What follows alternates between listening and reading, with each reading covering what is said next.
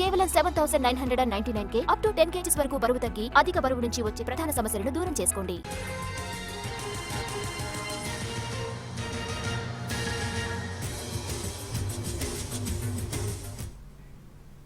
August 15 నుంచి మహిళలకు free bus పథకం అమలు చేయాల్సిందేనని తేల్చి చెప్పారు సీఎం చంద్రబాబు.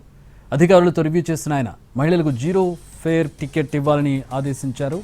ఎక్కడి నుంచి ఎక్కడికి ప్రయాణం చేస్తున్నారు, ఉచిత ప్రయాణంతో ఎంత మేర వారికి డబ్బులు ఆదా అయ్యాయి, 100% ప్రభుత్వం ఇస్తున్న రాయితీ వంటి వివరాలు ఆ టికెట్లో పొందుపరచాలని చెప్పారు.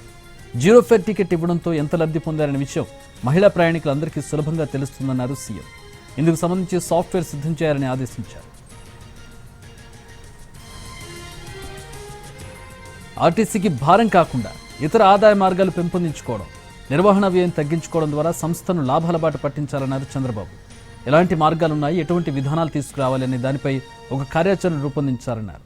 రాష్ట్రంలో ఇకపై ఏసీ ఎలక్ట్రానిక్ బస్సులు మాత్రమే కొనుగోలు చేయాలని అధికారులకు నిర్దేశించారు సీఎం.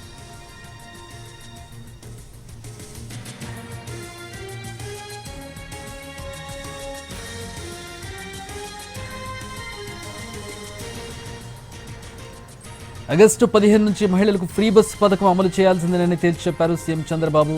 అధికారులతో రివ్యూ చేసిన ఆయన మహిళలకు జీరో ఫేర్ టికెట్ ఇవ్వాలని ఆదేశించారు.